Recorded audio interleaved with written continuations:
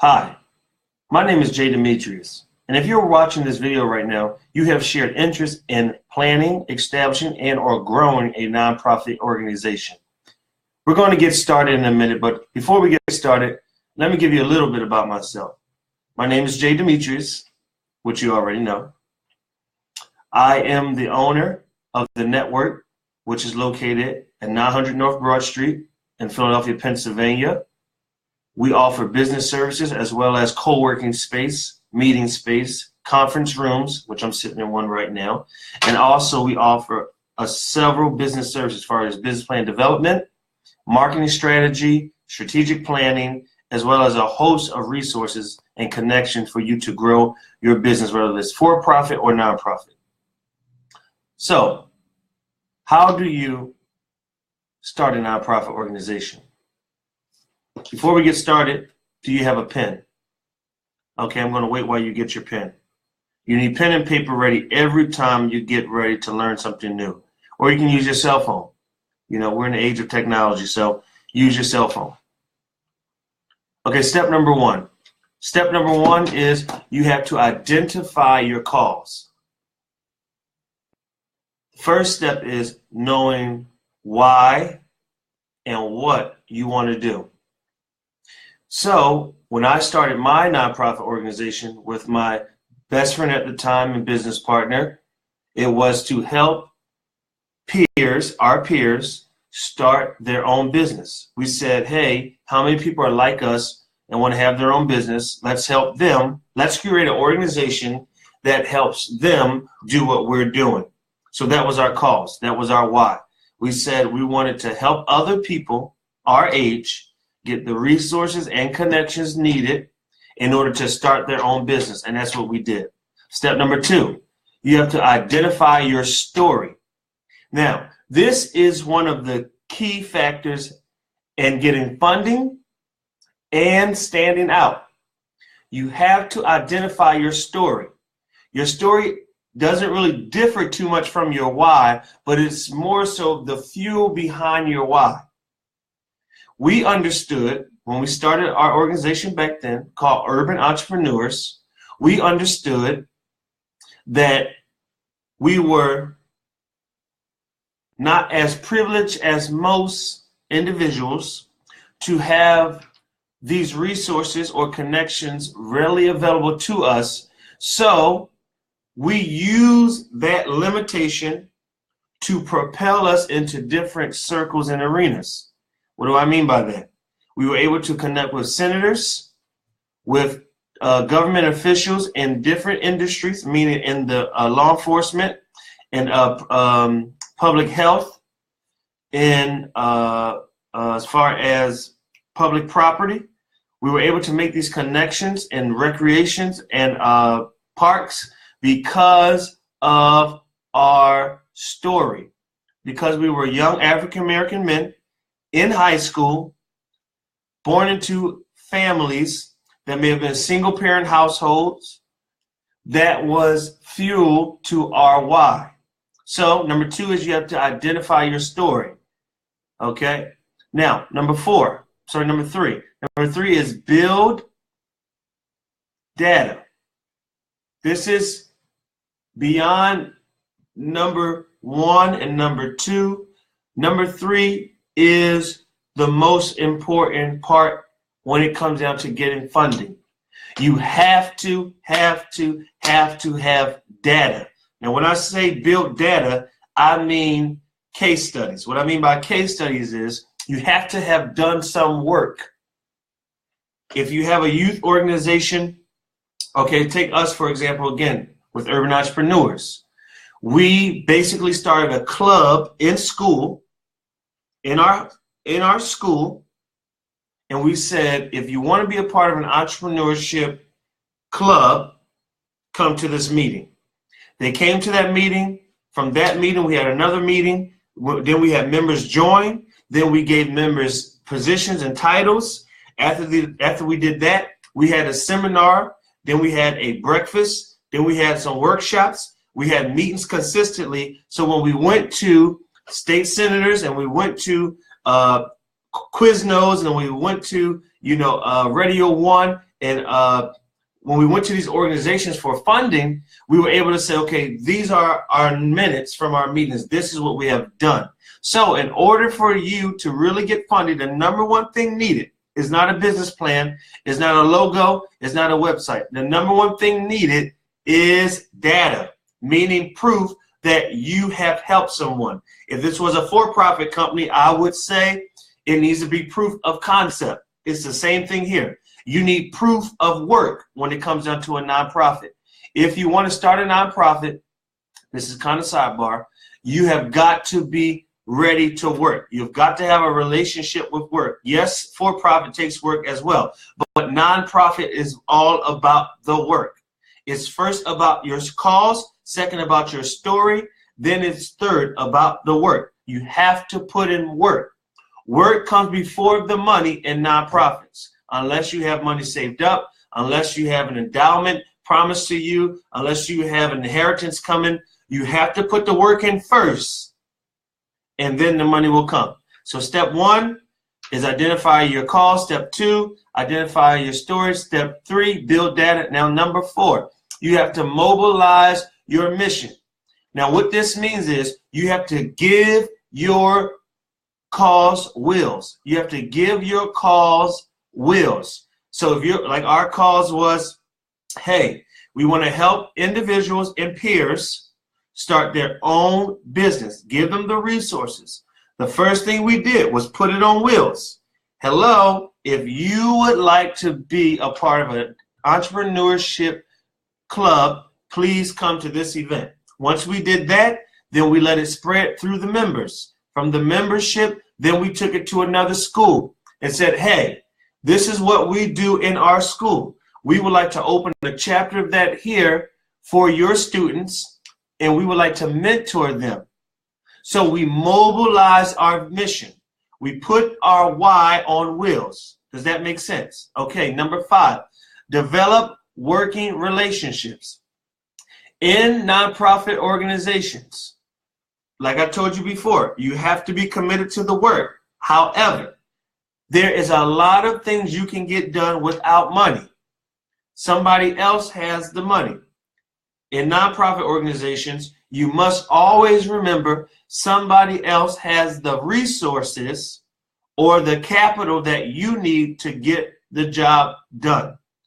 Even in my for-profit business, I use the same model, that somebody else has the resources, whether it be capital, financial capital, or human capital, marketing materials, marketing streams, marketing venue, funnels, whatever it is I need, someone has it already set up and developed for me to get the job done. So number five, you want to develop these working relationships with individuals, with companies who have what you need. If I have a business and I am in need of a website, and there is some graphic designer, some web designer somewhere who believes in helping minority businesses, watch this, I'm going to use my story, I'm going to use my why to connect with someone else who has what I need as far as resources. Once I connect with that individual, that becomes a working relationship. I then exchange value with them. Okay, I'm going to slow down a little bit, but you can rewatch this. I'm going to exchange value with them by either giving them a letter saying that they sponsored me with these services.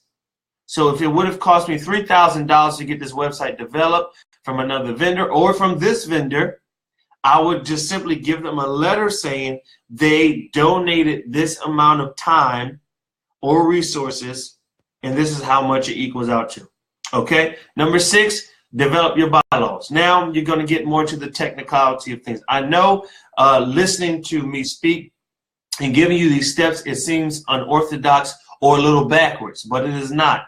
I'm showing you the correct way to build a nonprofit organization. Most people fight to get their 501c3, and that's the last thing you should be doing. You need to build data. You need proof of concept first. So number six, develop your bylaws. Now, I'm not going to go into that right now. If you need help with that, I'm going to give you something at the end of the video to help you out. Number 7, you need to select board members. Now, when selecting board members, you have to be extremely, extremely conscious and cautious of who you select. This individual needs to be educated, not necessarily in your field. They only need to have an interest, a good one, an interest in your why. They need to have an interest in your cause. They do not have to be educated in your cause. They do not have, if you have an organization that's for minorities, they do not have to be a minority. Please, please do not let all of your board members be minorities. Thank you. Because other perspectives will help you expand your ideology and your mission. They will help you branch and reach over certain barriers and get through certain doors. I hope that makes sense.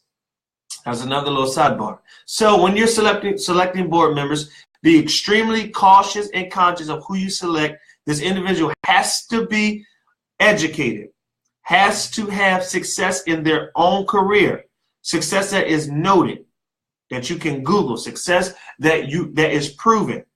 Number 3, this person has to believe in you and has to believe in your cause. This person does not have to be a nice person, but the person has to have belief in you first and then in your cause. Why? Because if you go to make a decision or make a move and the board does not agree, does not support you, you will have a hard time getting the results you need from your board. Now, you want a working board. What a working board means is, okay, so a working board is someone who sits on the board, gives advice, gives connections, does connecting, and also gives money. Okay? You want a working board. I hope that makes sense. Number 8, develop a sustainability plan.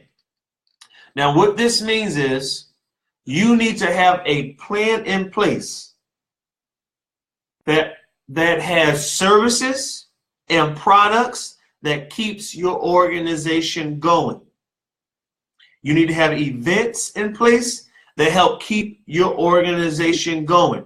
Although this is a nonprofit, stop writing for 1 second. Just stop writing. Look at me. Although this is a nonprofit organization, you need income. You need income. Say this with me. I need income. Yes, you need income. Okay? So you have to have a sustainability plan that keeps revenue, whether it's $5, $10, $50, whatever it is coming in. You need events, you need products and services that will allow you to keep the organization running doing daily operational things. You need printing, you need a phone, you need an email address, you need a website, you need to have some sort of revenue so you can even service the community or service your end user or service your participant or service your ideal client. You need revenue to service them. Even if it's just having donuts and coffee for an event, you have to have money to provide snacks for children. So you have to have some sort of event where either members or donors give on a consistent basis so you can have operational capital. Okay, number 9. Now you are ready to file your 501c3. Now, this is why I'm telling you to do it at step 9 and not step 1. I'm telling you to do it at step 1 because, I'm telling you to do it at step 9 because you have now built enough traction, meaning data. You are sound in your cause, in your mission. You identified your vision. You understand your cause. You understand your mission. Your story is fluent. You understand your client because you have taken time to do the work and build data. Okay, make sure I'm not missing anything here. You've already developed relationships. So you have all of these good things stacked up now. You've already done your bylaws. You have some capital coming in so you can pay the money necessary for you to get the 501c3 file with the state. Okay? Next, after you've done the 501c3, and if you need help filling that out or applying or filing those forms or even developing your bylaws or your board, I'm going to give you some information at the end of the video where you can get some further help with those things. Number 10 is the big one. Okay, you ready? You ready for this? Number 10, you can host a benefit dinner or a launch or a cocktail donating event where some of those working relationships, see, are you with me? See, if you follow the plan I'm giving you, it's going to help you build a Rolodex of contacts before you even launch technically. Okay? This is going to help you build a network of people that you can plug into every time there's an event, when you get ready to have a benefit dinner, when you need to have a fundraising event, if you just follow these 10 steps. So number 10, you're going to host an annual event. Now this event will be annual. This is different from the events in your sustainability plan. This event happens once a year, and this event is going to grow to the point where you will have large corporate private donors who will agree to pay, to donate. Got to use the word donate. To donate a certain amount of money every month, every year to help grow and sustain your nonprofit. I hope these steps have been beneficial to you.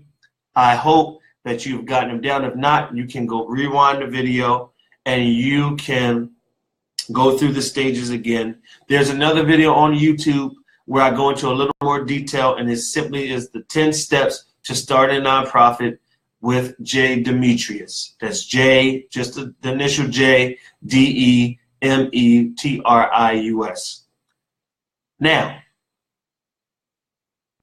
if you are interested in working closer with me to help you get through these stages and steps, you can become a member of the network for $40 a month. You do not have to live in Philadelphia or Pennsylvania. You do not have to travel to me. We can work through the internet, whether it's FaceTime, whether it's Zoom, whatever way we have to get it done, whether it's email, we can work online to help you establish this nonprofit organization. That's $40 a month. If you are in the Philadelphia, New Jersey, Delaware, New York, tri-state region, or Delaware, or DC, you can travel to me. And we have office space, we have meeting space where you can receive those services as well. So there's a link going to pop up somewhere, I believe at the bottom or the top above my head, where you will be able to click the link and go take further steps. If this video has been beneficial to you, please like it, share it. I believe it's on YouTube, so share it if you can with someone who also is trying to start a nonprofit organization. Once again, my name is J. Demetrius.